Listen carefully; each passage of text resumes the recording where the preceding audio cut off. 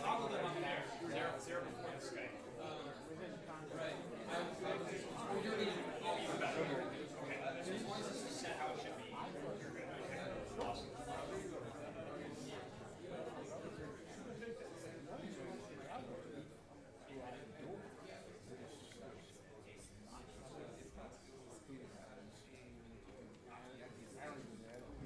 He's going to switch it up. You guys are going second. Are you going?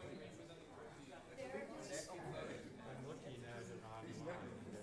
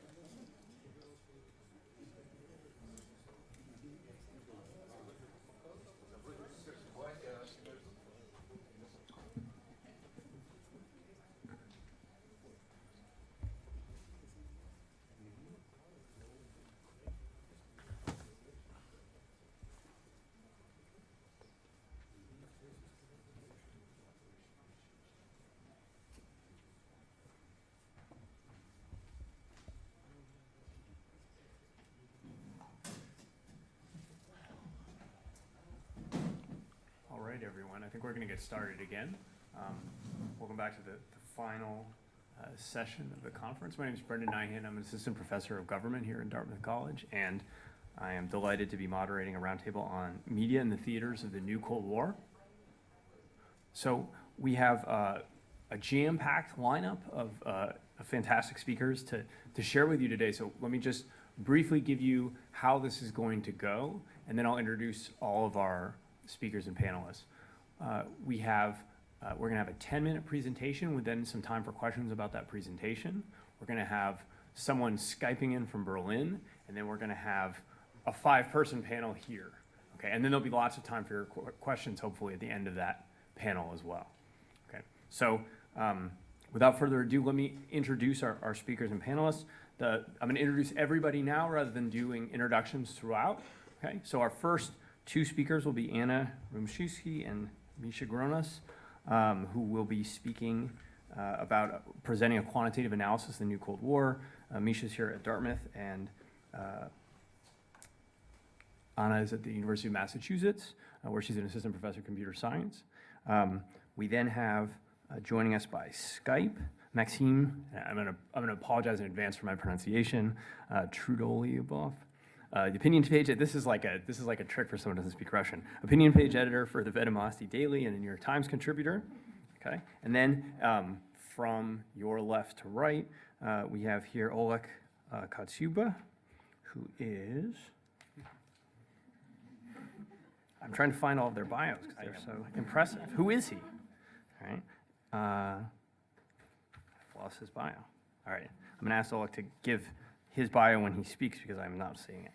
And then we have Vasily Gatov. Okay, we'll be speaking second. Who's a visiting fellow at the Annenberg Center on Communication and Leadership Policy. And then we have Jacklyn Kerr, who is a postdoctoral research fellow at the Harvard University Davis Center for Russian Studies. Followed by Kevin Rothrock, who is producer and editor of Meduza.io's English language edition since 2015, and the editor of Global Voices RuNet Echo project since 2012. And then finally, all the way on the right, we have Steve Simon, who is a visiting fellow here at Dartmouth at the Dickey Center for International Understanding. So let me first start by introducing Misha and Anna.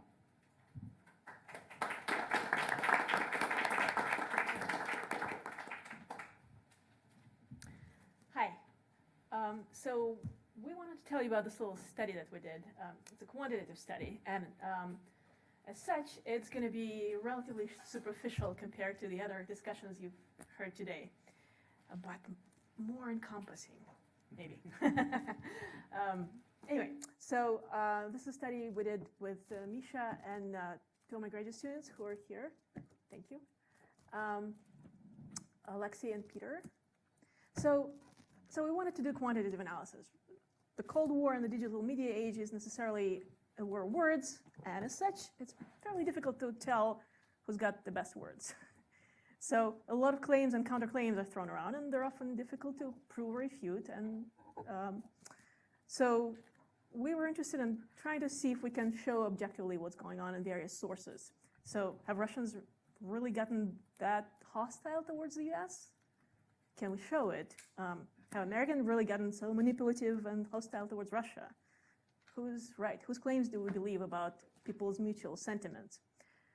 So we wanted to look at it objectively from the point of view of the language and the changes to the language that was used by, or is used by both sides. So what can the language tell us? Well, we wanted to see, well, how does the US talk about Russia?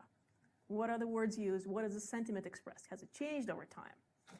How does Russia talk about the US? What is the relative frequency of positive and negative sentiment? What are the dominant topics in these discussions? Have they changed over time? How is the other side referred to? Are there special derogatory terms? What's happening to the language? And finally, the last thing that we wanted to look was basically how do social networks process this information on controversial issues? Because that's where it definitely reflected and happening. So are the user networks fractured in terms of where people get their information?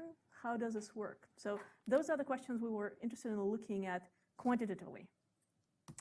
So the first part, Misha will talk about this, concerns how the US talks about Russia.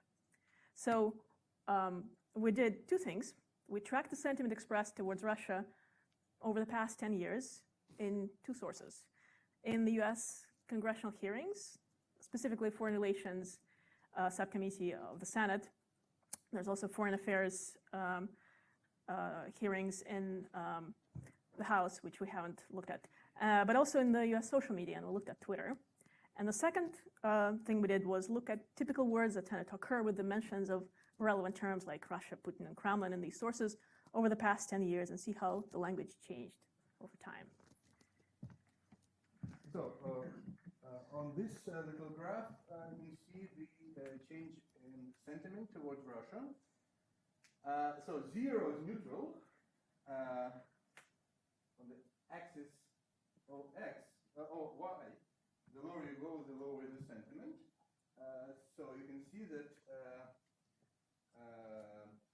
and we're at Twitter. So analyzing mentions of Twitter, you can see that there was sort of something to. Things got a bit better around 2009, 2010, and then they went downhill from there. Quite a very sort of predictable pattern of each next year is worse than the previous one. Just to how to interpret this, so there's never been positive general sentiment towards Russia. It's been negative beginning from the beginning of the Twitter, but things got a bit better in this period, and that's for us to interpret. Of course, that's coincides with some political events, which some relatively time, the so-called reset, and also the Medvedev versus Putin is definitely relevant here, and then goes down from here, and these are polarity of the same terms, but in the House, in the U.S. Senate, namely in the Foreign Relations Committee. So this scale is relative, and by following this, you can see the trends. So it's not an absolute scale; it's just whether things were getting better or worse. So you can see again that things got a bit better in 2010, but in general they were staying with some exceptions. The general sentiment has been negative for most of the years.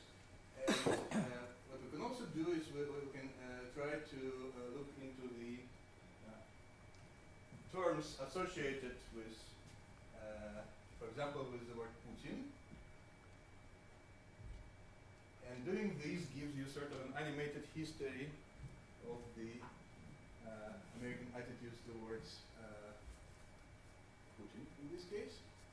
So so probably you can interpret it yourself, but you see that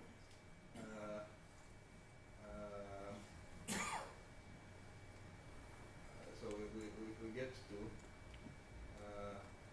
important terms are of course Dartmouth in 2005, and certain moment, example 2013, the most important words are repressions and fraud, and crackdown. And then there's the word calculus, which we had difficulties to explain, but the word calculus became very important in 2014 and 2015, so Putin is apparently sort of framed and understood as a calculating leader. And then in 2015, aggression in Ukraine became important. So it's sort of predictable, but the exercise illustrates the semantic trends.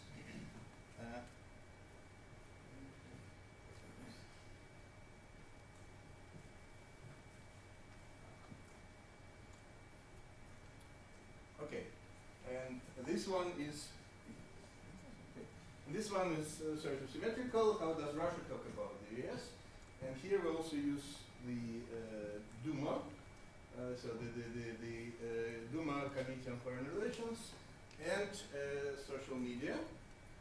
And we worked on these typical word combinations and collocations, which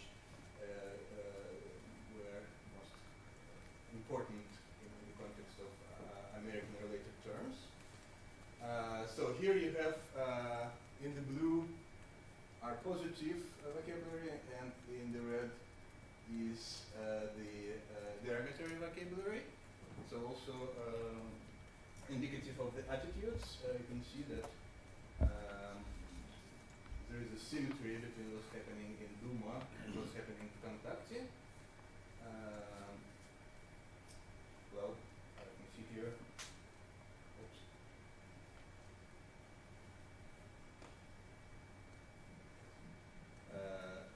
So there was this figure, some positivity in 2013, and then in 2014 and 2015 things got much worse. A lot of derogatory terms and less positive terms. And this is not the derogatory terms, but general sentiment. There is a way to try to estimate the sentiment, the attitude, the mood towards a certain object, and these are sentiments towards all things American. And here we have again a pattern of all of this sentiment is basically in the negative territory. It's below zero, beginning with since 2012. And as for specific specific factors explaining the curves, sort of open for discussion, because these is more historical explanations in digital. Okay. And this is a similar sort of exercise. We can look at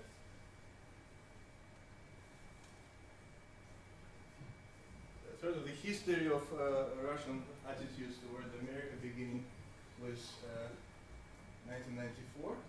Oh, this is for Duma. Yes. And I just probably will do a little animation. So the 1997 is, dollar is important all the time. NATO and Iraq appears in 98 first, Yugoslavia in 99, and let me fast forward to 2003. Iraq becomes extremely important, aggression.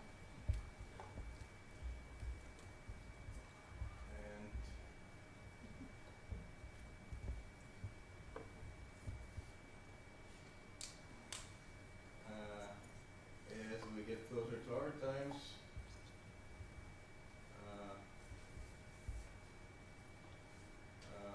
we have, of course, Ukraine is becoming more important, and some specific topics such as Slovenia. Adoption, yes. Okay, so a couple other things. So we also wanted to understand the use of derogatory terms for the other side, because very frequently your vocabulary changes, right, and new terms are introduced. So we looked at ways to refer to Americans in Russian and ways to refer to Russians in English. And it so happens that there's a lot of derogatory terms that are available in Russian for Americans, but not vice versa. So this is going to be a somewhat one-sided examination. So we looked at the frequencies of Russian derogatory terms for Americans and what happened to them over time. So here are some terms that we tracked. Yeah, there's a bunch of derogatory terms. There are some neutral ones, and then we also looked at just mentions of people, just to see that as a sanity check. So I'll show you a couple of graphs for derogatory terms. So this is the frequency of derogatory terms. Okay. And this is one specific group of derogatory terms. Could you translate this? So this is a derogatory term, pindos, pindosia, pindostan. This is a derogatory term for America and Americans specifically. One of the particular lemmas that these are words are derived from is pindos. So you'll see it goes up and down, but that's mostly noise, right? You can clearly see the direction where this is going. So that was a little look at kind of the frequencies of derogatory terms and what happens with those. Finally, we are running out of time, but we wanted to show you this little study we did with information flow in the Russian social networks during the Ukrainian conflict. And then we will throw back to you some questions for interpretation, okay? So we were interested in how social networks process information on these controversial issues, and specifically looked at networks that were involved, user networks that were involved in discussion of the Russian-Ukrainian conflict. So, we wanted to see at what point during the conflict regular people got more involved and were there any trends as to where they were getting their information. And we used social networks and the citations and links and likes of various sources in social networks to track to see what happens with these. So I'm going to skip this one. It's quantitative, but what we wanted to see was how the information about the conflict propagated in the network, right? So we looked at people who were members of the pro-Maidan user groups, Kontakte, and those who were members of the anti-Maidan user groups, Kontakte, and tried to see if these people were connected in any way through the information they shared and liked. In other words, if I have two users and they both cited the same article or liked the same article, that means there's a connection between them, okay? So we were wondering, did these people ever see, like, or report the same information, and were their information network completely separated, or was there any overlap, and what was going on? So we'll show you a graph, and that's our last slide.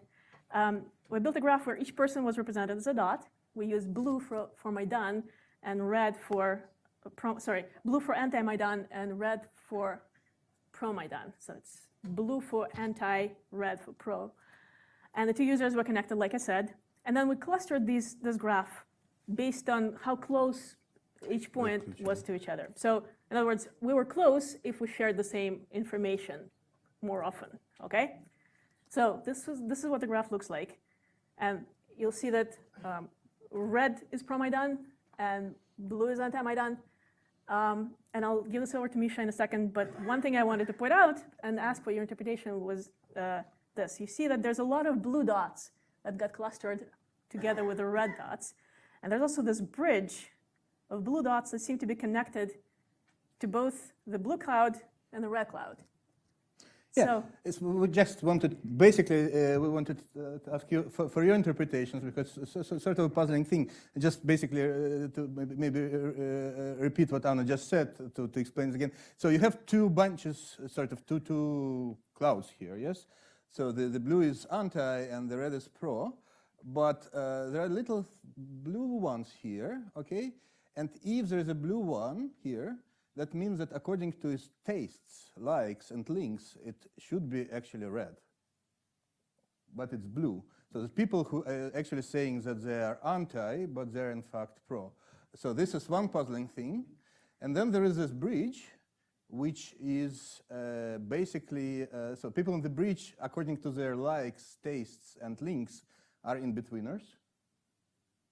Okay, so, and yeah, and basically, as far as the interpretation goes, we have some ideas, but we wanted you guys to. Yes? You have There's a sociologist, I forget his name, but he did a paper on rhetoric, post 9/11 anti-Muslim rhetoric. And there was actually a period of time in which American rhetoric was mostly pro-Muslim, and then in sort of 2006 or something, began to take a turn for the worse. And he used plagiarism software to figure out what kinds of similar lexicon were being used by opposing sides. And so like the sort of outsider extremists, and then sort of Fox 5, and then the left, and found very similar network patterns to this. So I can send that over to you if you're interested.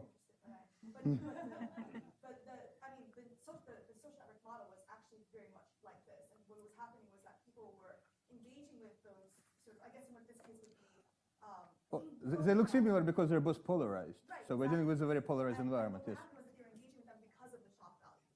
And that's how those views were brought into completely opposite. Right, but so what's interesting here is you have these people who self-identify with anti-Maidan, and yet they're sharing the links and liking the links from the other side. So what's going on? critical comments. That's the big issue. Sharing with critical saying they're wrong. But notice it's one-sided. Okay. Well, probably we'll have a few minutes to discuss it. We will come back to this question. You'll have time to think about it, and in the general discussion, we'll return to it and see if you have any new ideas. But we do have one of our participants standing by on Skype, so we want to shift over to our panel right now.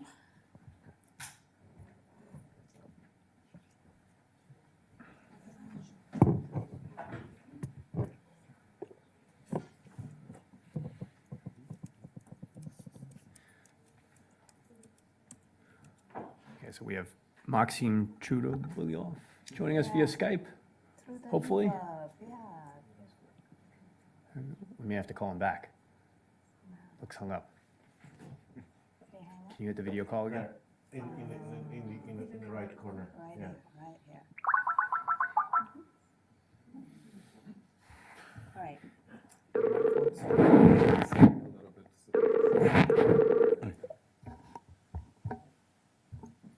There he is. All right. Yeah, hello. Yes, Hello. Hello. Welcome, please go ahead. Can you hear me? Yep. Okay. Can you hear me? Because I hear Skyping again. Okay. Anyway, so I apologize again for not being able to be physically present at Dartmouth. Hello. We're here, Max. Okay, because I keep hearing something. It's just Now there's.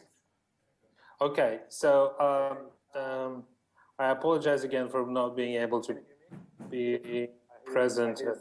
Oh goodness, there is a terrible echo. What's going on? Sorry.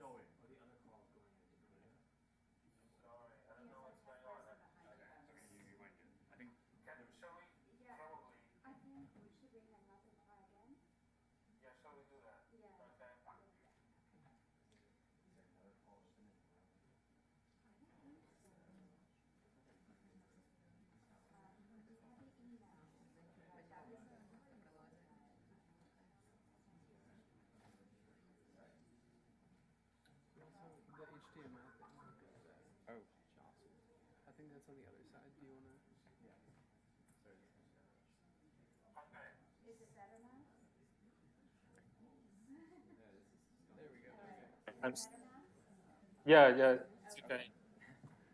I will just start because I think we're losing time. This is actually a big issue, whether it's a new Cold War or not a new Cold War. I think what's happening is, a new, whatever we call it, whether it's a new Cold War, it's something that starts in our perception. It starts when we start to think, to see, to read the events around us as hostile acts. And I think it's important to remember what has been happening outside of media in the big world, and specifically in the sort of the bigger exchange between Russia and the US. There was this famous piece by the Russian general, Valery Gerasimov, who's the head of the general staff. He wrote it about 3 years ago in 2013. where he said that in the 21st century, we have seen a tendency toward blurring the lines between the states of war and peace. Wars are no longer declared and having begun, proceed according to an unfamiliar template. And then basically he goes on to say that revolutions and the use of media and social media specifically during the political upheavals during the Arab Spring was something directed by, specifically by Washington. And what is interesting is that, and I think that this is a moment when you start, I think it marks a moment when you start seeing things as hostile acts. And then if we go very quickly back historically to the beginning of the first Cold War, and remember George Kennan, the famous American diplomat, one of the inspirations behind the Truman Doctrine, who was writing in 1948 about the Soviet Union. And he was saying this, and I quote, "Lenin so synthesized the teachings of Marx and Clausewitz that the Kremlin's conduct of political warfare has become the most refined and effective of any in history." And then basically he proceeds to say that we poor Americans, we don't understand what's going on. The Soviets are so clever. They're using everything as a weapon, and we are, we still stick to old distinctions between war and peace. We think that when it's war, it's war, and when it's peace, it's just, and basically you see a moment where, in this case, it's the American side that starts to see events as hostile acts, and it starts to read politics as war. And I think that this new wave of Cold War, or the new Cold War, it more or less started around 2013, 2014, and probably General Gerasimov's words are indicative and interesting. And since then, we've seen a whole wave of things being seen as weapons. And we saw energy and gas and oil and manipulation of prices and manipulation of history and ethnic and religious feelings weaponized, at least perceived as weaponized. And recently refugees in Europe, which is a big story here in Europe. And of course, information's been weaponized, everybody says. And this is my second point. What is important, I think, is Russia's post-Soviet history, which was basically the time of learning for many in Russia, learning in a lot, including from the United States, learning the science of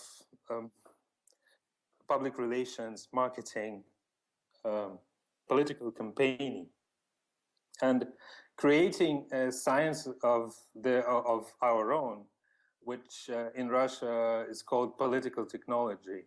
Essentially, it's basically political campaigning, but sort of very pragmatic and presumably sort of almost a science. And it was, a completely untrodden new field back in the early 90s. People were fascinated by it. It entered literature. There's this famous novel by Victor Pelevin, Generation P, and actually lots of things written about it. It was a very important part of popular culture and during the 90s and fair share of the 2000s. So Russians were learning, and apparently they learned well. And basically what happened fairly recently that there's on the information side, something similar happened to what had happened before with weaponizing everything during the Cold War. In 2014, it was the West's turn to cry that, Russia is becoming something more, something, they're learning to use information as a weapon. And for example, I can quote the famous report by Peter Pomerantsev, The Menace of Unreality, How the Kremlin Weaponizes Information. It was published in November 2014. So, and after that, there was this whole wave of seeing everything that's coming from Moscow and Russia as weaponized information. In Europe, they're starting to set up TV channels, websites, and other media to try and counter this wave of Russia's information offensive. So this is, I think, just a new wave of seeing the other side as weaponizing things, and this time it's information, and information is probably the easiest and probably the cheapest resource to weaponize. I'll skip, because I'm running out of time. I'll skip this example, which I thought would be illustrative and interesting. The example of the Russian Channel 1 featuring here now in Berlin in Germany. It was a big story here with which alerted the Germans to this whole weaponization thing. But basically concluding, finishing, I would say that I find the question of who provoked who actually ironic. Well, some people say that the West provoked Russia, and I think that the new wave, the new cycle of the Cold War, whether we call it a new Cold War or not, I think that the Russian side blinked first. I think, to me, as a Russian citizen, as a Russian journalist and writer, I think that the Russian side, the Kremlin and the politicians close to the Kremlin, they were the first to start seeing everything that's going on as directed at them as hostile acts. By now, as we know from the piece by Alexander Bastrykin, the investigator in chief, that even the ruble devaluation and the economic downturn are all hostile acts by Washington. So basically this, I think, comes full circle. It all depends on how you see things and how deep is your fear. Thank you. Thank you, Max. All right, and I'm gonna just reintroduce Oleg, and apologies for not finding his bio before. He's a college fellow in Slavic languages and literature at Harvard University, and he's going to get the in-room panel started on media and the new Cold War. So thanks. Thank you very much. First of all, thank you so much for inviting me. It's really a pleasure to be here, and I'm very happy to be here as also a scholar in Ukrainian studies, and also in my other role as the chief online editor for the Ukrainian intellectual journal Kritika. So I see my goal here, because we don't have enough time, obviously, to touch at least on maybe three big issues. One, on the new Cold War as defined, as such, that is being waged between Russia and the West. And so where does Ukraine fit into this? Number two is, of course, what is the view from within the United States and from without at the same question? And then, of course, how do Ukrainian media react to this? So let me just start with a kind of maybe like a general perception that can be shared by many, is that Ukraine is seen today as the country over which apparently the new Cold War started. So maybe this is not exactly true. There is a wonderful publication by Edward Lucas. The original publication was 2009 under the title The New Cold War, in which he lays out some of the kind of early signs of a chilling of relations between Russia and the West. And so kind of for him, of course, the peak he sees at that time in the Russian-Georgian War. From my perspective, a lot of kind of other factors that played into this are also kind of a general demodernization in the Russian society, and we have to really consider it at all levels: economy, society, et cetera. And then, of course, kind of the shift towards an anti-Western stance in Russia. In response to that, then the West slowly realized or began looking at Russia not as not yet a democracy, but rather an anti-democracy or an anti-Western country. So Ukraine in this situation, of course, finds itself in a sort of a buffer zone. From that perspective, the rhetoric in the country, in Ukraine itself, the new Cold War as a term, as the discussion is perceived somewhat from the side. So Ukraine looks at itself as a kind of a chip or a token in a transaction between two other players. This is, of course, not a very pleasant position to be in.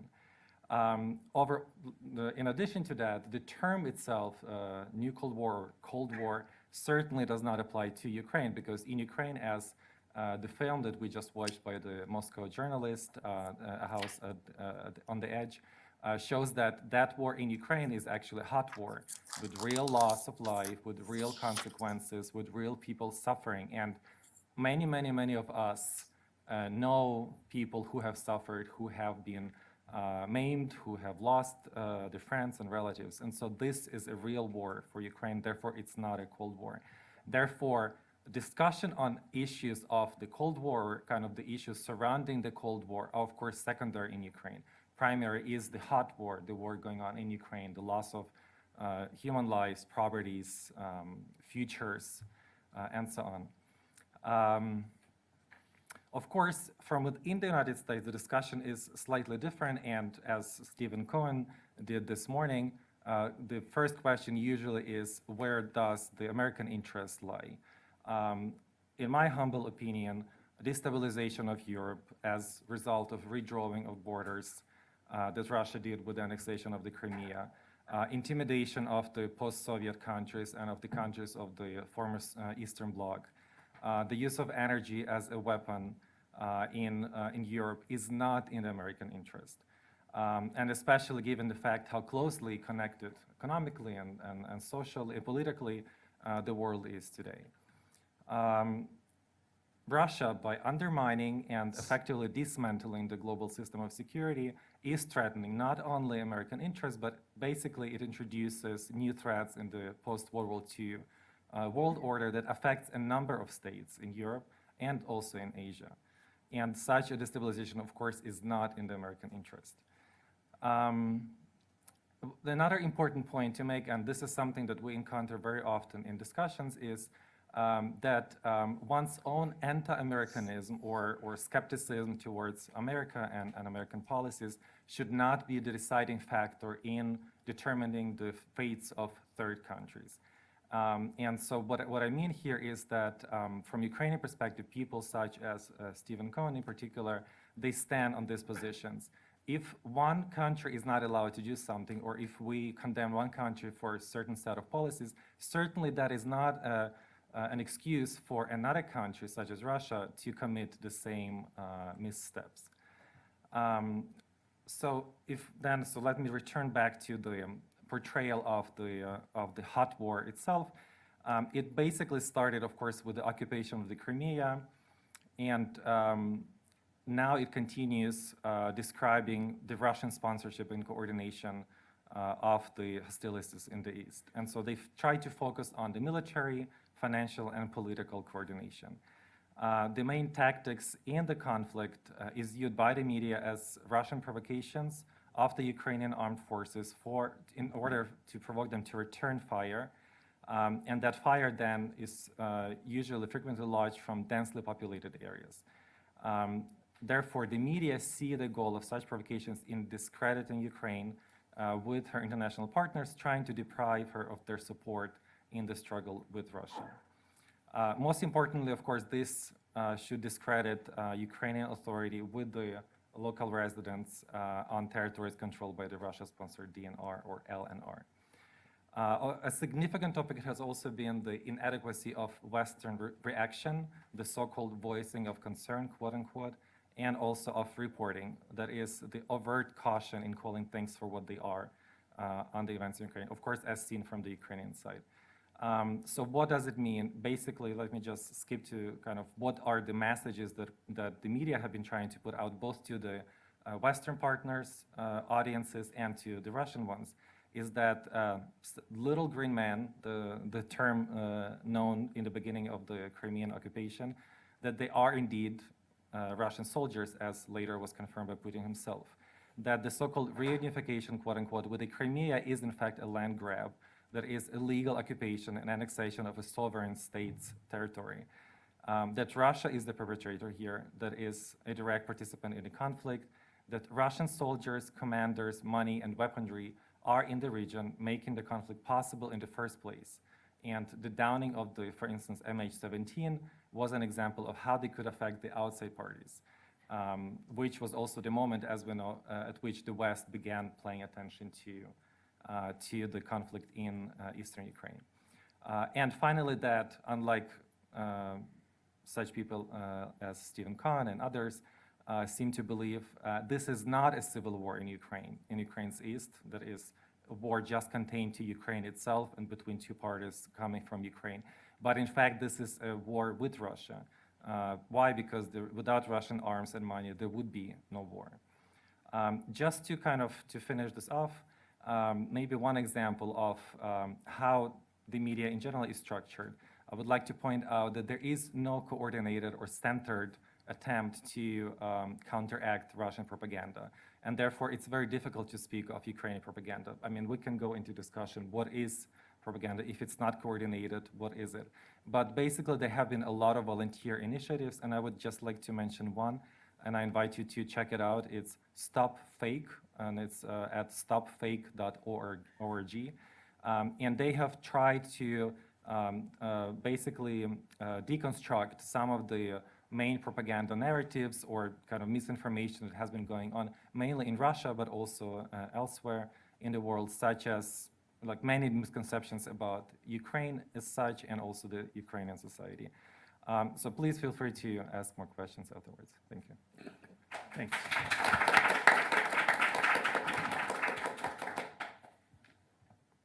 All right, next we have Vasily Gata. Thank you. Well, I mean, I can't, with all the respect to our Oleg and the narrative he used to explain the situation, whether Ukraine is a part of a new Cold War, I just wanted to remind that the old Cold War has been persistently happening with the hot wars in the background. I mean, in 1983, when I joined Soviet Army, been conscripted to the Soviet Army, it was in Afghanistan, and at this moment, it's already about 1 million Afghan people have been killed by Soviet weapons. So there was a lot of reasons for the old Cold War, and the scale, I mean, with all the due respect to the victims that Ukraine has suffered during this war and loss of territory to Russia, it has nothing in scale to, let's say, Afghan conflict, which been at the top of the old Cold War. But this gives me an interesting starting point, which is not only perception, like Maxim told us in his speech, but also the scale. The scale of old Cold War is well remembered by people who lived at least a part of it. The amount of nuclear weapons that tantamounted during the last 10, 15 years of the old Cold War exceeded the total amount of presently available nuclear weapons by 11 times, if my memory is correct. It was about 50,000 active duty nuclear weapons at 1983. And now it's altogether in the world about 5, I think, and altogether with tactical weapons. So the scale of confrontation is definitely smaller, and the perception of this confrontation is becoming more important than the military component, although we are persistently by both Russian generals and American military thinkers sort of pushed to believe that this is a military-related component. I mean, with all respect to Russian army, which has been transforming and modernizing itself and buying new weapons and designing new weapons, it's still an army that has not completed its transition to more manageable and capable force. It can be used to intimidate neighbors, but it won't be able to sustain any serious military endeavor, at least for now. Therefore, Moscow needs to play up to kind of to pump its scale to be on par with perceived threat, which it definitely feels from US. It's interesting, I mean, to Misha's and Anya's presentation, there's a very interesting quantitative element to how Russia had discovered that it's not very much liked in the West.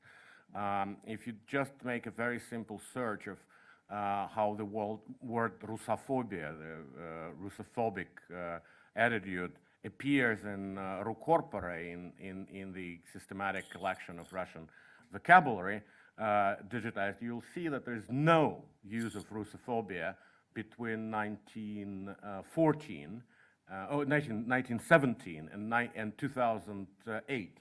No single entry of Russophobia. I mean, this is a word used by conservative Russian publicists during the World War I, and then it re-emerged in 2008 after Putin used it in his Bucharest speech.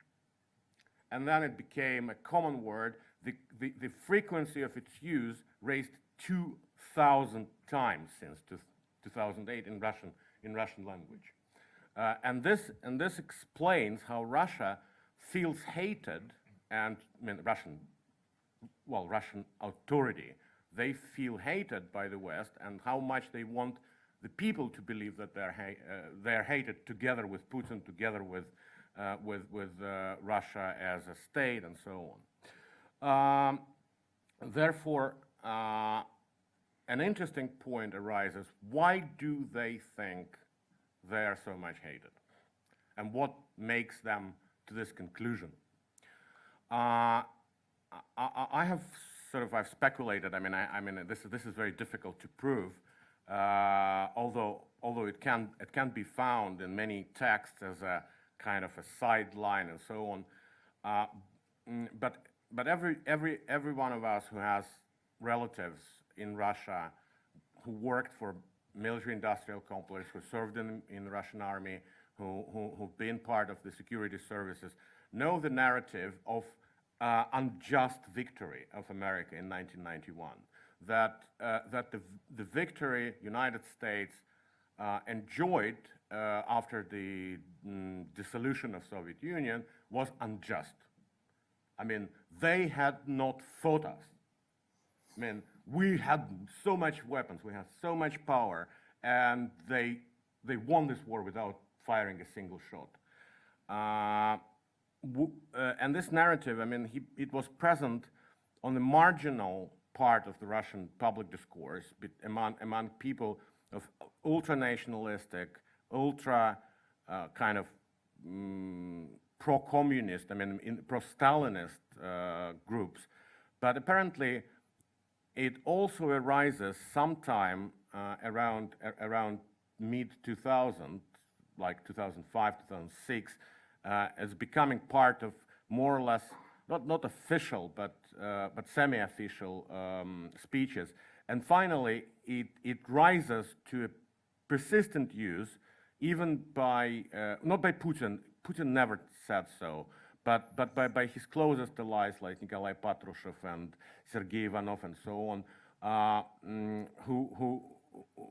and now with this wonderful article of Bastrykin, who expands America's plot against Russia to 16th century, when America has not finally been discovered. And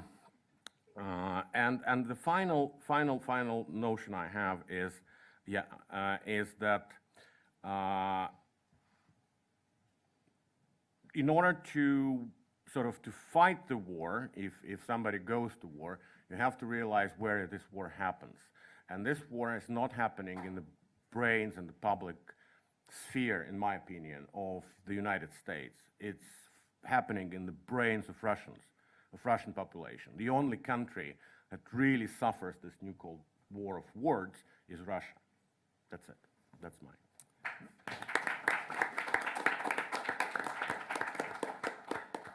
Thank you. Next we have Jacklyn Kerr. I want to speak to you about issues related to the politicization of information of the internet in particular, and I thought I'd start by reading a quote.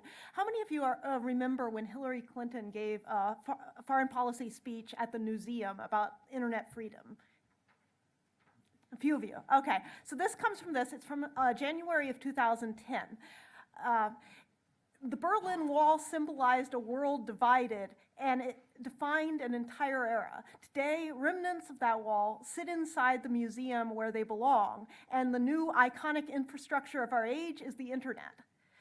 Instead of division, it stands for connection. But even as networks spread to nations around the globe, virtual walls are cropping up in place of visible walls. She went on to say, on their own, new technologies do not take sides in the struggle for freedom and progress, but the United States does. We stand for a single internet, where all of humanity has equal access to knowledge and ideas. And we recognize that the world's information infrastructure will become what we and others make of it. As the birthplace for so many of these technologies, including the internet itself, we have a responsibility to see them used for good. And she discussed how the US would support the development of mechanisms to bypass censorship and for democracy advocates and so on, and named and shamed a number of states. I think this is an interesting point to bring to our attention and think about in the context of this discussion. I have just this week actually submitted my dissertation in political science, which I've been researching the last few years, where I look at the ways in which different non-democratic regimes regulate the internet and the potential repercussions for the development of the use of the internet by civil society activists, journalists. And one of the things that got me interested in this topic was the wide variation you saw in the late 2000s in how authoritarian regimes were regulating, or not just really authoritarian regimes, which were hybrid regimes, illiberal democracies.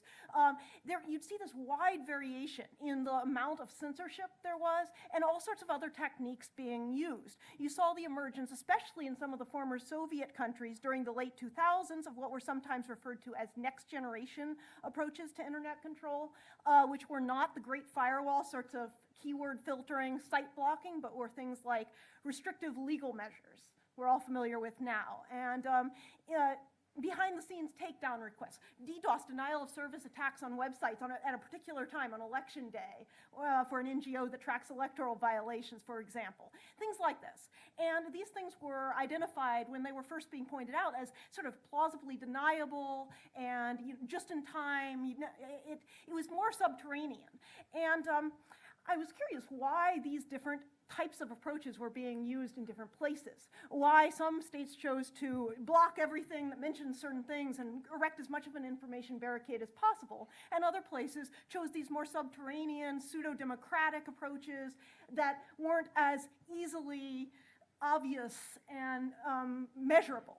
And one of the reasons it seemed to be at the time was that a lot of these regimes that I was looking at were what had emerged in the post-Cold War period as hybrid regimes. They were democratic in terms of their institutions and constitutions and supposed freedoms, but there had been this sort of backsliding, or they'd never really democratized, and you had a lot of restrictions on civil society, a lot of restrictions on the media, and Russia definitely fit in this category, and a lot of the countries in the region actually did as well.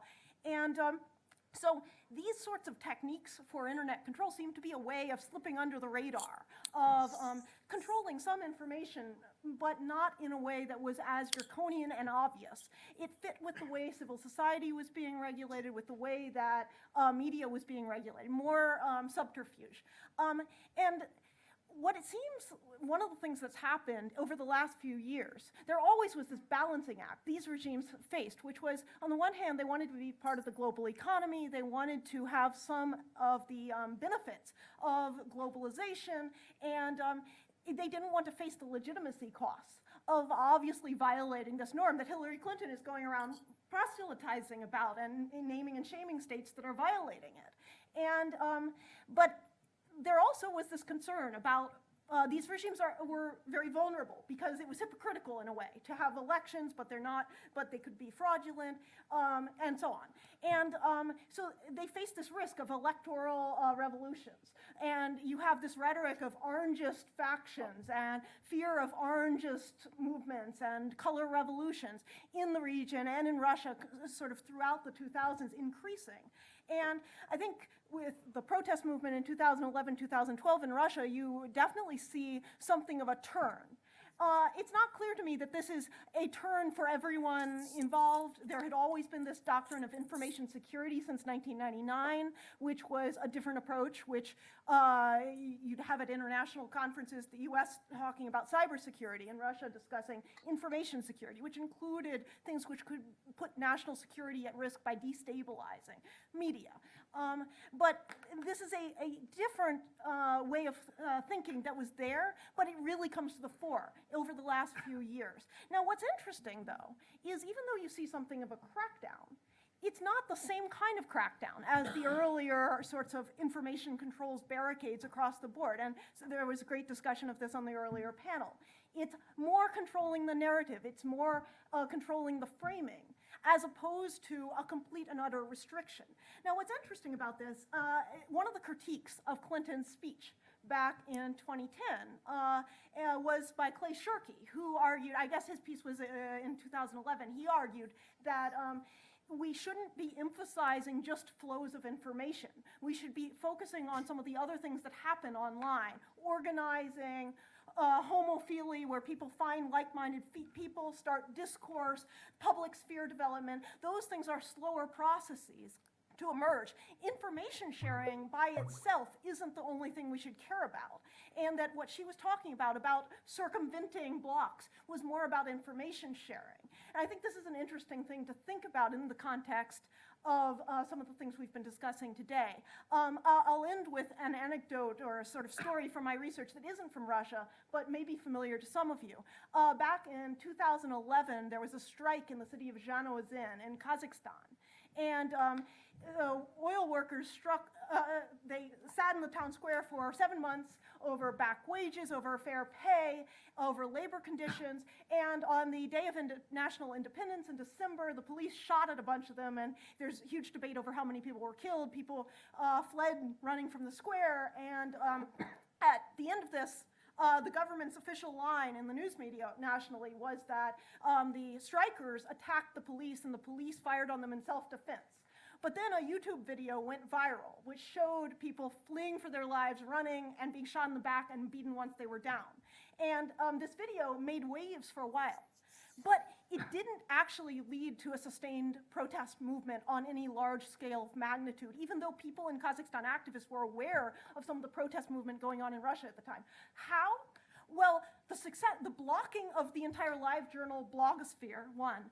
Two, the successful use of these sorts of other new media, trolling and having bloggers who went on a tour with the prime minister and said, we saw with our own eyes, and this is what really happened, forget the rumors, actually led to enough confusion that people, when I interviewed them, said, we don't know what to believe. We heard so many different stories.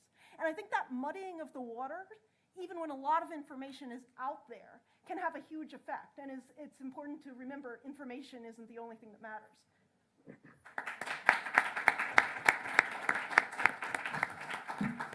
Thank you. Next we have Kevin Rothrock. Can you hear me okay? I'm going to put the mic up close because I'm lazy. Before I say anything, I really want to thank Dartmouth for bringing everybody together. This panel, the previous panel, the two keynote addresses, the quantitative research, all of this for a Russia watcher, for anybody who spends too much of their time reading things about Russia. It's sort of a nerd's dream.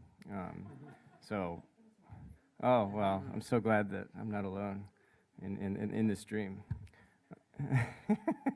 With the time I have, there are two general areas that I'm going to try to address. We got a few kind of prompt questions, and I'm going to try to answer some of what is in those questions. The first thing that I want to say, or the first question I'm going to try to address is what types of media did Russians turn to for information about the Ukraine war? What kind of media covered the war in Ukraine and Russia? And second, I'm going to talk a bit about the concerns that the internet generates and maybe even encourages conspiracy theories, but without the quality control that we've come to expect from professional journalists. But before I get into either of those questions, I want to talk a little bit broadly about Russia's state media. One of the basic assumptions that people make both here and in the West and in Russia is the view, the idea that Russia would be a dramatically different place if it had a more pluralistic news media. And that idea by itself, I think, is pretty uncontentious. I certainly agree with it. But it's repeated so often that the Kremlin's propaganda powers, they've sort of taken on mystical proportions. And it sometimes seems as though we're talking about like a nation of zombies whose thoughts are literally being controlled by the television. One of the more grounded studies of Russian propaganda's actual ability to influence the country was conducted by Mikhail, the president of the New Economic Growth Consultancy, and he was a deputy minister of the economy for the Russian government between 2000 and 2004. Now, I'm not a sociologist, I'm not an economist, I didn't work on Dmitriev's project, so I just recommend that you look at his findings yourself, but I will try to summarize in my own words what I took from his research, which I find to be usefully provocative. The report was titled, or is titled, Between Crimea and the Crisis. It was released early last year, and it found that Russia's official media is indeed capable of enormous influence on public opinion, but official media was able to have a strong impact only when it resonated with the fundamental factors of existing popular attitudes about economic security, Russia's position internationally, and so on. I'm quoting now, the impact of official media weakened, he found, when it was in countercurrent with these fundamental factors. So his research, it showed that this difficulty propaganda encountered. It happened in 2005 with the monetization of social benefits, the protests that occurred around that. 2011, we get the same thing. In late 2013, he found the same thing. So this is before Sochi, and Russians sort of rediscovered themselves, I suppose.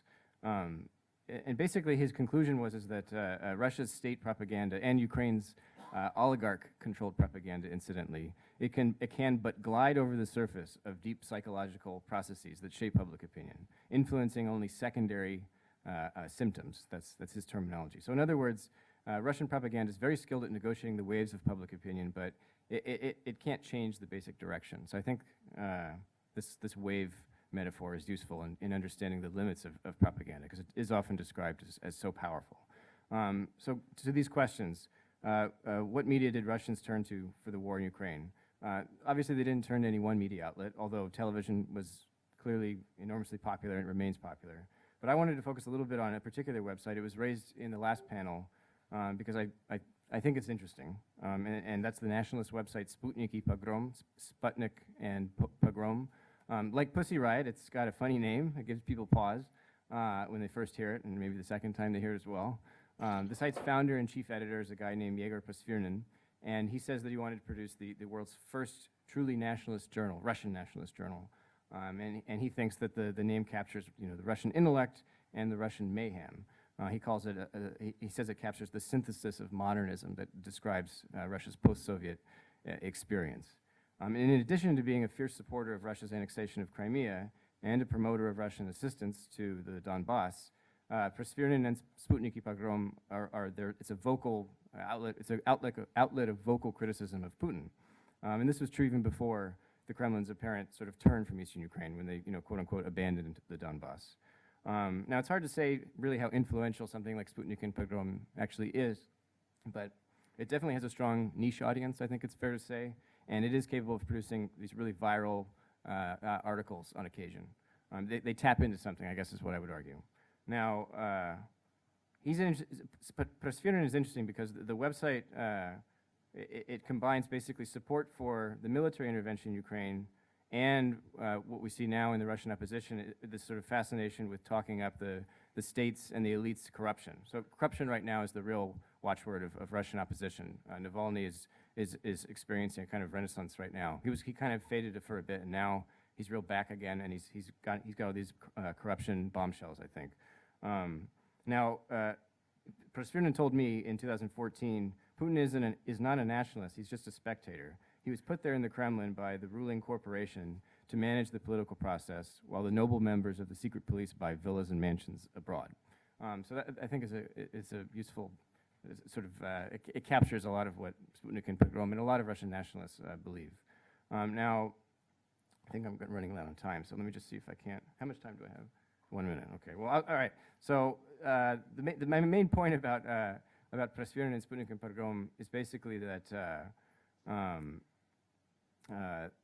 the events in Ukraine increase the significance of Russian nationalists like Prasvyrnin, but I don't think you need a foreign war to fuel nationalism in Russia like this. The unresolved tension in Chechnya, it makes enough.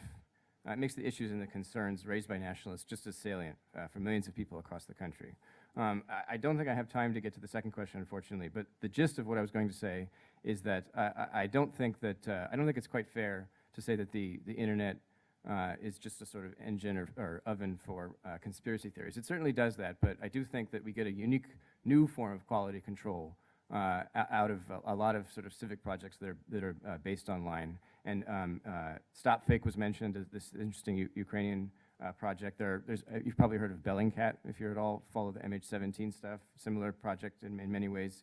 Inform, Napalm, Gruz 200, Miratorets, Noodle Remover. There's lots of these sort of small little startups that basically work to debunk things that are propagated in the state media. And so in that regard, the internet is actually a counterweight to, maybe it's not conspiracy theories, but certainly bad information that otherwise would have been able to be spread a lot more easily. So I'll stop there.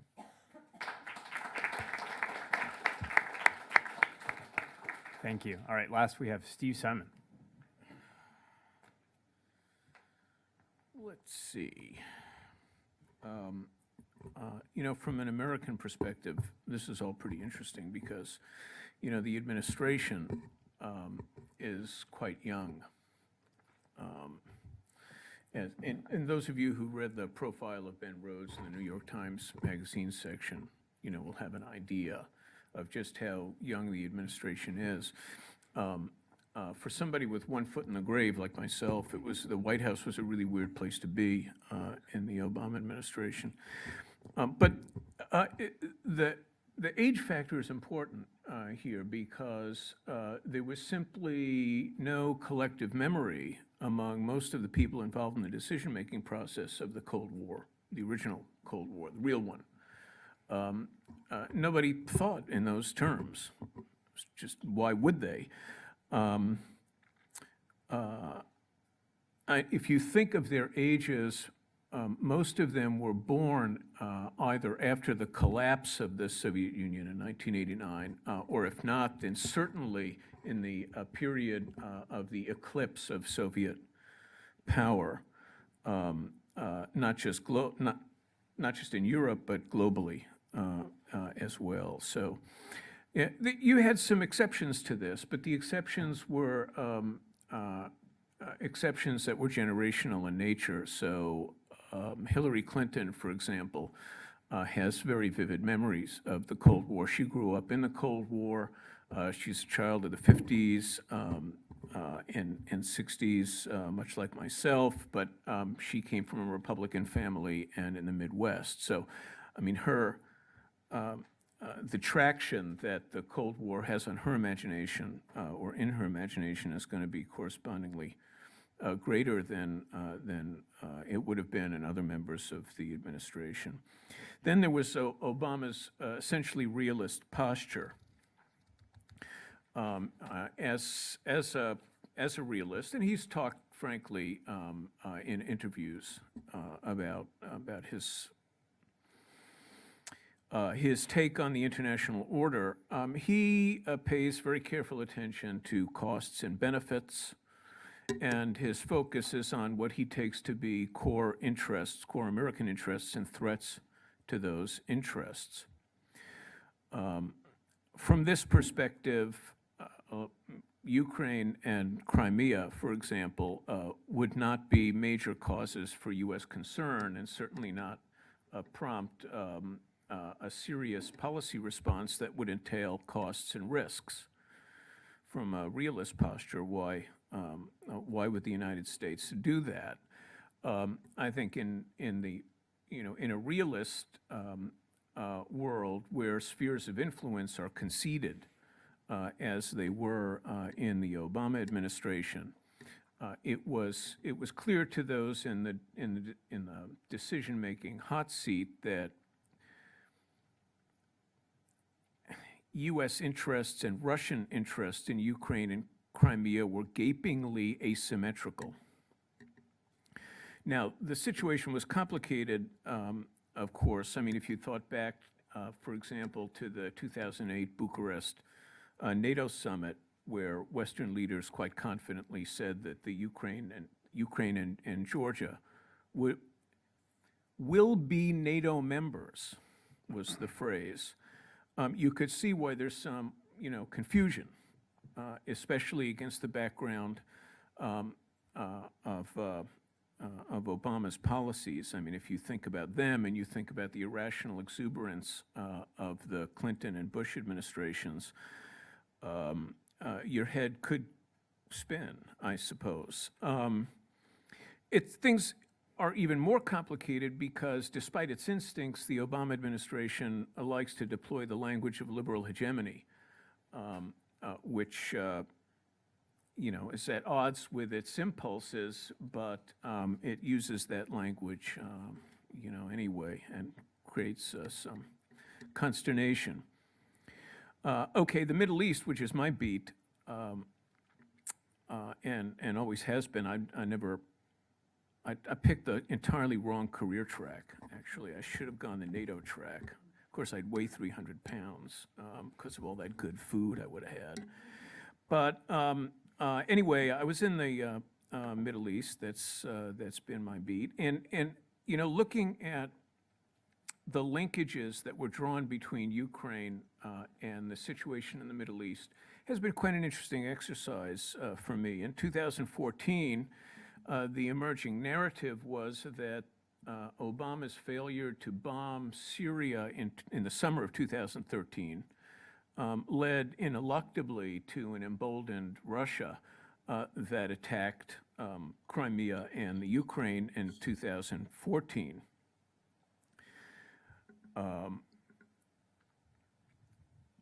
No tangible linkage was advanced to support their narrative, but that became the narrative. In terms of the mindset of those who did advance that narrative, I mean, the key words which one saw in social media as well as reportage were Munich and appeasement. That was the model. It was thinking in time, sort of the Ernest May thing. And that will have traction, of course, with older policymakers. And of course, you had people like Michael Pillsbury, who'd been a Reagan and Bush administration Pentagon official, who came out regarding Ukraine, saying that it was an opportunity for the U.S. to replicate what the U.S. had done to the Russians in Afghanistan. That argument was picked up by advocates of U.S. intervention in Syria but the failure of the United States, or the resistance, let's say, of the U.S. to supplying manpads to the Syrian opposition showed, just how decisively that argument was rejected by the administration. Anyway, I'll just finish up by saying first that just to emblematize, these points. When the Russians intervened militarily in Syria, of course, they were the last ones to the party. Everyone on the face of the earth had already intervened. They did so for two reasons. One was they thought that the Assad regime was the only impediment to an Islamist state in Syria, and they were not going to countenance what they said was what they predicted would be the move of the Syrian capital from Damascus to Raqqa, the ISIS HQ, if Assad were removed. But the other thing was that they got to the point where they felt, for their own reasons of credibility, they had to stomp on the U.S. effort to unseat Assad, which is why their targeting strategy focused on the groups allegedly supported by the U.S. intelligence community, who were actually very effective against Syrian regime forces in northwest Syria. And yet, when they did go in, the first thing Obama said was, the United States will not get into a proxy war with Russia. This is not a guy who thinks in terms of Cold War. And since that point, the United States and Russia have established a very effective protocol for cooperation on practical matters relating to Syria on the ground and diplomatically. Thanks.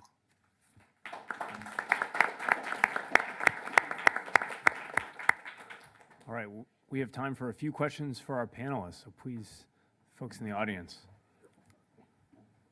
How would you go ahead?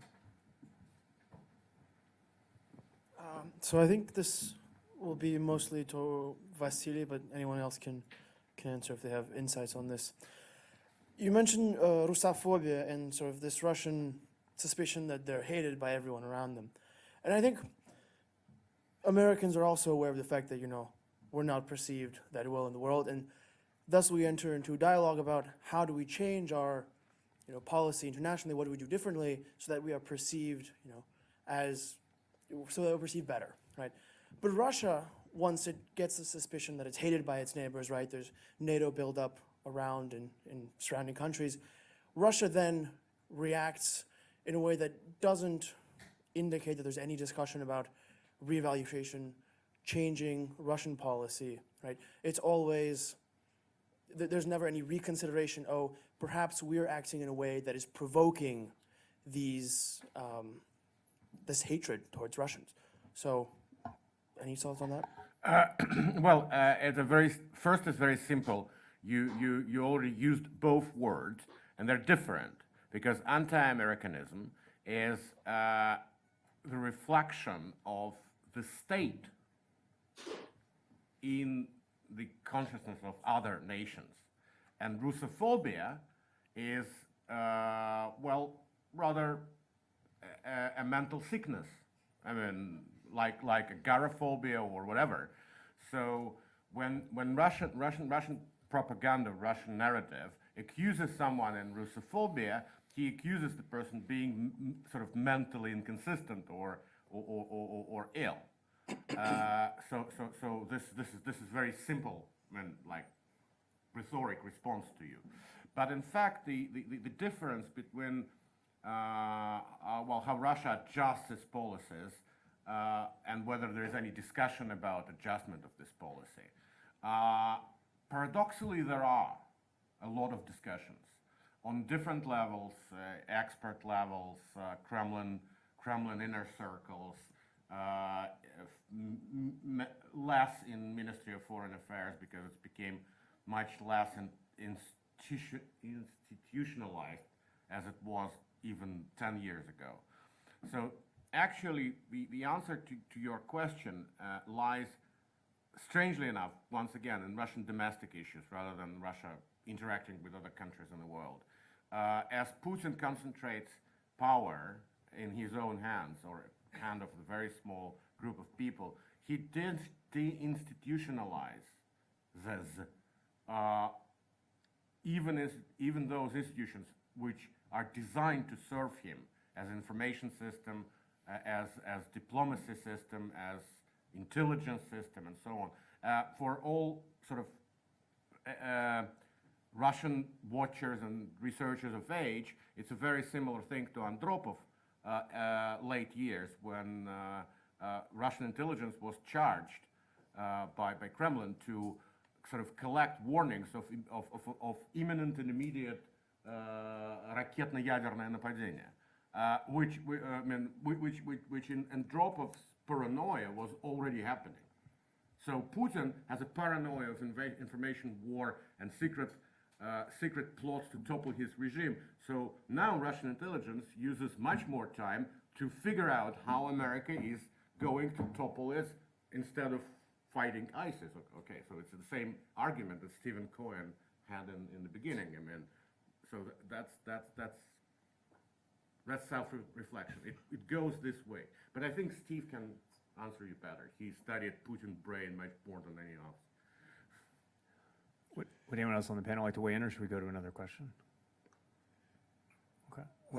I'd like to pick up on an overarching metaphor, I think, that's strung through this panel and the day, and that's the metaphors of weaponization and information war.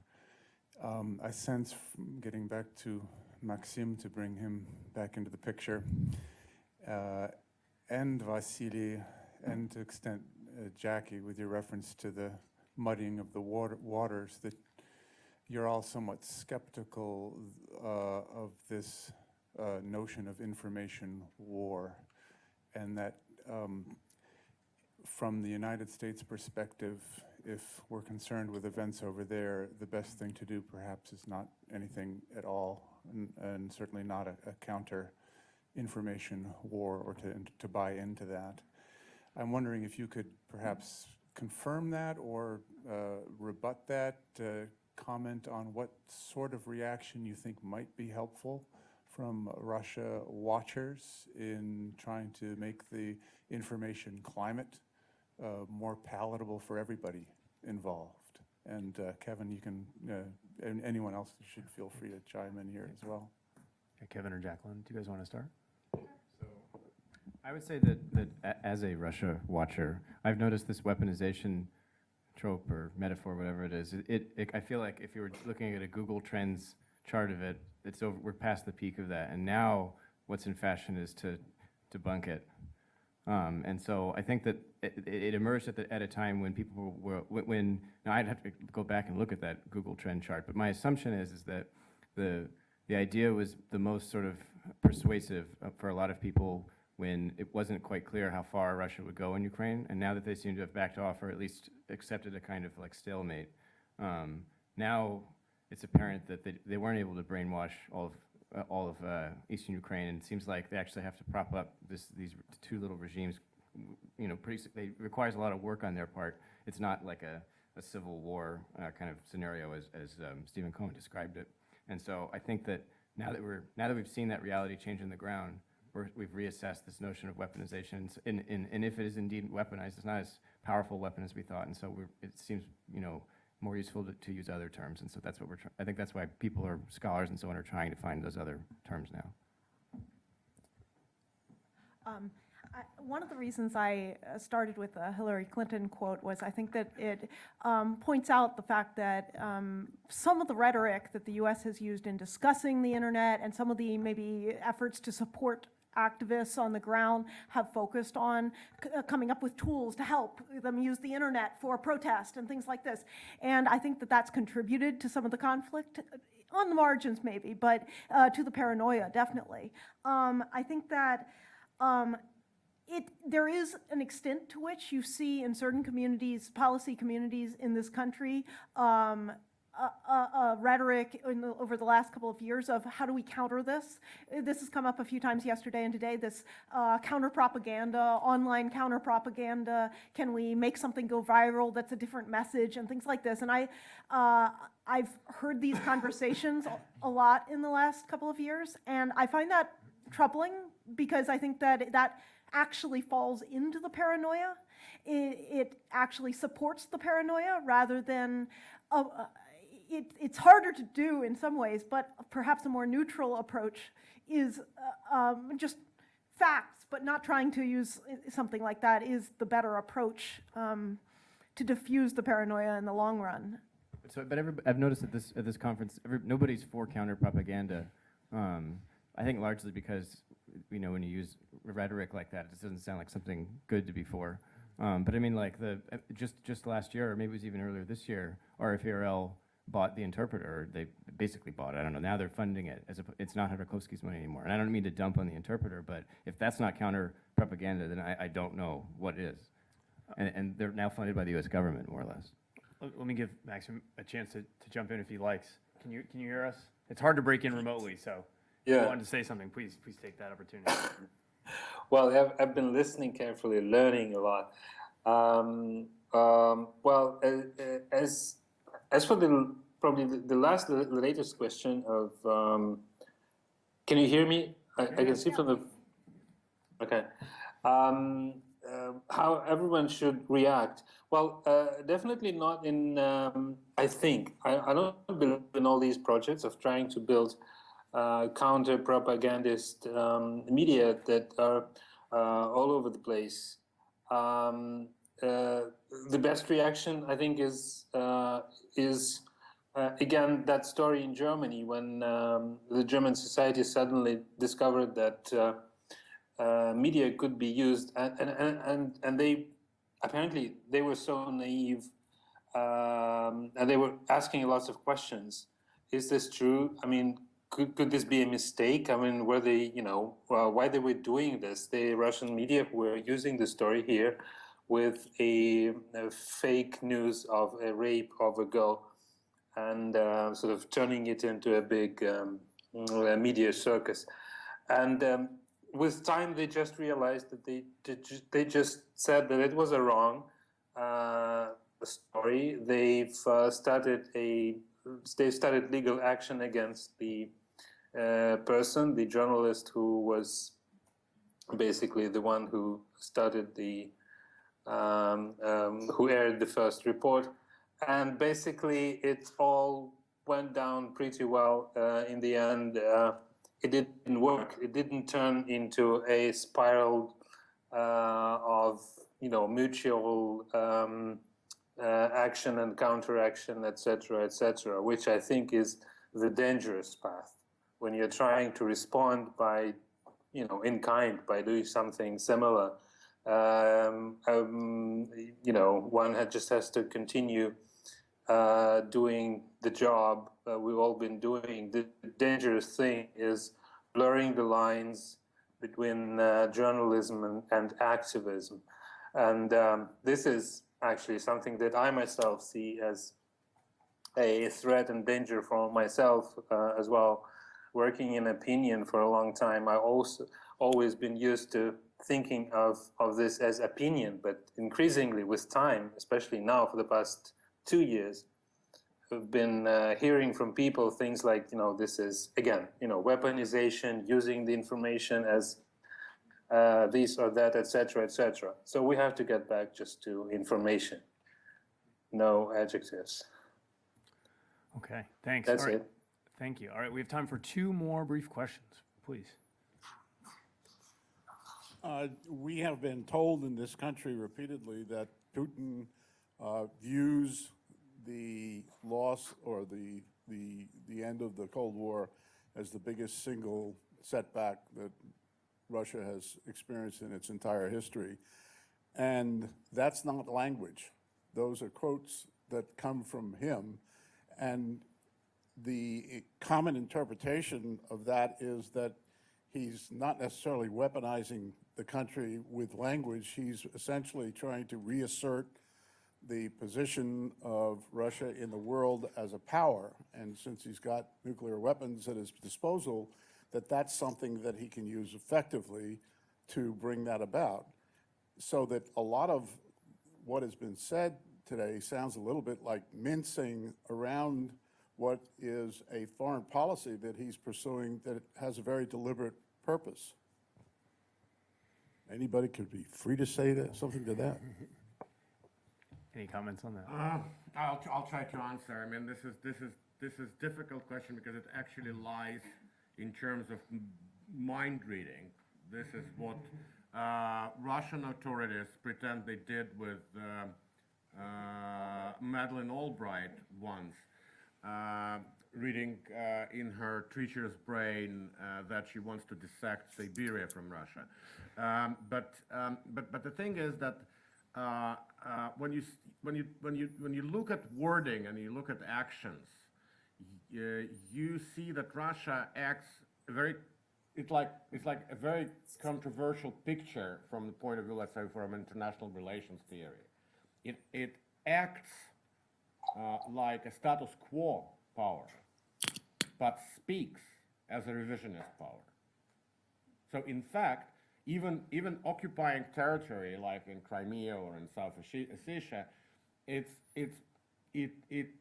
an attempt to keep the past status quo, the status quo that has been comfortable to Russia, somewhere in the collective brain of the Kremlin leaders. But it speaks not about protecting herself as a country, as a territory, as a culture, and so on, but as somebody who wants to revise the world order and stop domination of America, I mean, hegemony of America, and kind of, we need more just situation. But why you doing something very unjust and pretend that the world after that will be more just? And this is the biggest problem about Putin, which is more likely to be connected with his professional allegiance before presidency. He was a Secret Service officer. His task was to recruit people to work for Russian counterintelligence. And therefore you can fool them, bribe them, blackmail them, sort of deceive them, whatever you want to do, and then you get the result. I mean, you have somebody reporting to you about your neighbor, about your enemy, about you. That's it. So this is the only logic I see in this. I mean, that's my personal opinion. I'm not specialist in international relations. I mean, Professor Matil, for example, thinks Putin is fascist. Okay. Well, and if I may just add to this, that I think it is important to keep in our view that any kind of revisions or attempt to revive the Soviet Union, right, the next reincarnation of the Russian Empire, in the mind, it seems, of Vladimir Putin, they have to happen at the cost of denying agency to all those other nations.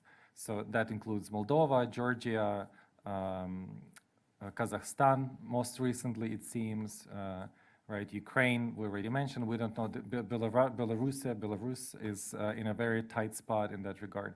So when we talk about, when we kind of try to show understanding for the threat, the paranoia that Russians, in quotation marks, so we're talking about the Russian regime, Putin, and in particular, kind of very close circle of people around him perceive, we have to remember that their perception of threat has to be separated from the decisions of the nations living around Russia and feeling real threat coming from Russia, right? And we have seen concrete results of actions that Russia did take in order to reestablish the past status quo, right? And so that's, I think, we really need to keep that in our discussion. Yeah, I mean, let me just throw one line more. Even in this, it's very interesting because Russia wants everyone to be realist in regard to Russia, but itself, Russia wants to be constructivist or interventionist against the nations who are in Limitrov and in the Lebensraum for it. So it's like political hypocrisy of the very high level I mean, you should respect our interests, but we shouldn't respect interests of our neighbors because because we are big. I mean, this is not normal. So if you, but then Russia is treated with sort of with realist approach, even realist approach. It's sort of like Lavrov with Scandinavian ministers last week. I mean, they were like, they said, we're discussing joining NATO umbrella. And Russia immediately went in and then saying, we will target our missiles on you. I mean, who asked you about that? I mean, this is not your question. We don't even do anything about that, said Scandinavians. So. Okay, thanks very much. Do we have time for one last question? Yes, we do. Yes, please. Thank you. Thank you so much for the panelists. I have maybe more of a comment than a question about the terms of discussion, and especially the new Cold War as a term itself and how we use it here, or even how it's been used in this conference. It seemed to me, and I was very heartened to see that this term is troubled by these panelists, because it seems that the way we often use the term the new Cold War has learned very little from 25 years worth of work on the original Cold War, which have stressed time and again that the Cold War was not cold, that the Cold War was not a conflict between two parties, that it involved a number of infinite actors, and this kind of erasure of peripheral histories that the Cold War scholarship during the Cold War reinforced must stop.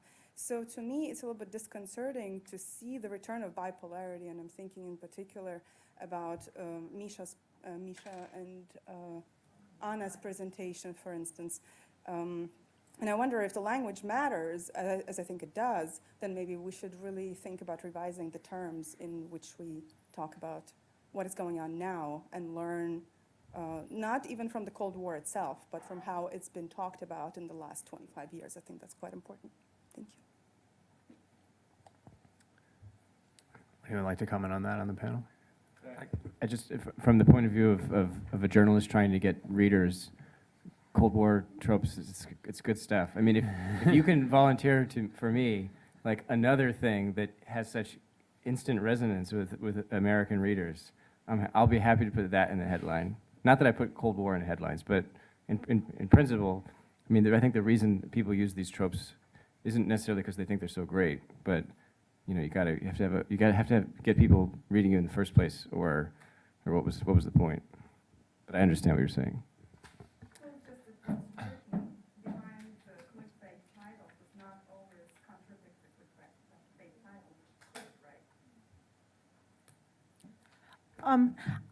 Earlier we had a discussion about the fact that there are certain, things that people know about Russia that can be seized on. Alexander brought up this point that are simplifications that can be used as points of entry for writing about them for public consumption. And I think part of the reason I decided to use the quote of Hillary Clinton referring to the Berlin Wall, referring to the internet controls as the new Berlin Wall. And it wasn't the first time that she had used a Cold War metaphor. A couple of years before that, there was a big speech about civil society controls that used Cold War metaphors.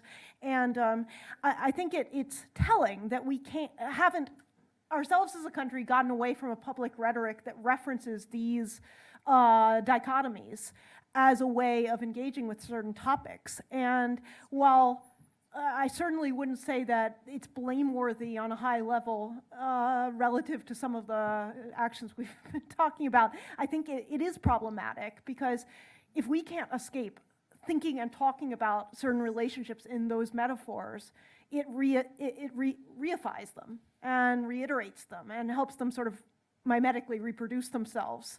And so I wonder if there isn't an importance here to sort of try to find other ways of talking about some of these subjects. Thank you so much. I think this is a great comment because it touches on the kind of the very nature of the discussion itself, right? And maybe just in response to the earlier comment by Vasily, it is precisely for the reason that we kind of have such difficulties approaching the term that I've tried to kind of disentangle where is the Cold War, right? And so for Ukraine, right now it's at home. Luckily, Ukraine is no longer home for Russia, right? And so for Russians, it's still abroad. That's why, so kind of hot wars abroad are fine, right, as long as it's not brought home. But of course, this is all kind of has to be placed within the larger debate of the kind of pro-democracy or kind of Western-style organization of society. And one example that we can bring perhaps for the relevance of this discussion is the Iran nuclear deal. And we had, in Kritika, we had a big discussion among scholars working on those issues, using Ukraine as an example or as a kind of lens to look at the nuclear deal with Iran. And so Ukraine gave up the third largest nuclear arms arsenal in the world, larger than China, France, and United Kingdom combined at that time. In return, they received a piece of paper, the so-called Budapest Memorandum of 1994, which Russia, Great Britain, United States, etc., signed, promising and guaranteeing Ukraine territorial integrity. Now, in the course of the conflict, they finally suddenly found out that there are actually no guarantees in the document. It just promises, so they don't have to act upon it. But what does it say? So besides all of this, what does it tell the outside players, such as North Korea, such as kind of the so-called threshold states, right? Not just Iran, but a lot of other states in the region. And what it tells them is that in the end, because now Russia has effectively dismantled the global system of international security, that the only way to guarantee one's territorial integrity is to have a nuclear weapon. And that is the discourse also going on in Ukraine today. Basically, experts are agreeing that, if we did not give up the nuclear weapons, maybe this wouldn't have happened to us. And so this is how talking about American interests and just being very closely realist is not really capturing the entire complexity of the processes that are going on. We are all affected by this. If today, as you probably know, at in the current Donbass region, there were some residues or some kind of nuclear material left, to which potentially the DNR mercenaries could have access, thus producing a dirty nuclear bomb, etc. If anything happens nuclear in any part of the world, we all are going to be affected, in America as well as in other parts of the world. And so we have to look at this broader for sure. Okay, we're going to have to bring things to a close here. Can you please join me in thanking all of our panelists and presenters? I'm going to turn things over to Lynn for some concluding comments. All right. So I think that was a wonderful comment, Yulia, and it comes from one of our co-organizers. And when we were creating and envisioning this conference, we thought of the title for it, and it was going to be Mediating, haha pun, the New Cold War, in quotation marks. All right, to show that we're distancing ourselves somewhat from the term, that we realize that it's a trope and a very imperfect historical parallel, and that others could be drawn. And it depends how far you want to go. I mean, I'm a 19th centuryist. I study Russian literature. And for a 19th centuryist, you would look back to the Eastern question and find so many of these tropes, so many of these images of Russia. In Dostoevsky's Diary of a Writer, he was talking about how Russia was seen as the piccolo bestia, the tarantula, right, by the rest of Europe. So, and there were minor conflicts, major minor conflicts all over Europe in the 19th century as well. So you could say there were hot wars and cold wars. So this is one historical parallel, and we've been looking at that from a media point of view and a policy point of view as well. I just want to conclude by thanking everyone. A conference like this cannot happen without a lot of effort and a lot of help. And we have had so much. We've had our co-organizers, whom you already know, Misha Gronas, who will say a word in a moment, Yulia Komska, who's been tweeting indefatigably the entire conference, live tweeting. I'm going to hire her as my stenographer. No, she has better things to do, much better things to do. And then Petra McGillen, also from the German department, my right-hand woman. So this this was the Brain Trust who brought you this conference. And then we had a lot of additional help. We had help from our wonderful administrators in the Russian department, Therese Perron-Deville, Carol Bean-Carmody, and Bees Wood. They all helped immeasurably, plus this incredible tech assistance to bring you Max Trudoliubov and to bring you Stephen Cohen this morning. So it really couldn't be done without any of this or without you. So thank you for coming. I'm going to pass the mic over to Misha. Yes, we are very thankful for all of you to come, and I think for coming here and talking, both for people who are virtual and who are real. We try to bring together, as you noticed, different points of view, sometimes opposing points of view, and that was our initial design. We wanted to have a conversation, and we sort of proceeded from the assumptions that a very important source of evil is a misunderstanding. And what we try to engage is sort of in the work of understanding. And as for concluding remarks, I thought that there is this metaphor of weaponization of information, which we've been discussing a lot, and propaganda a little bit before. And since I'm a literary scholar, so weaponized information, then so the metaphor is of a weapon. And as all metaphors, this one is also lying. There's a very important difference between the weapon and the weaponized information. One important difference is that a weapon, a gun or a bomb, doesn't claim to be something else. A bomb is a bomb. But the weaponized information, of course, tells us that it's not weaponized. Another thing is that if somebody has a gun, he or she basically has a gun, trying to hide it, but he or she is conscious of the fact that this person is armed. And in case of a weaponized information, we are sometimes weaponized without knowing that we are actually weaponized informators. And so basically, I just wanted to end this conference with a call to information disarmament.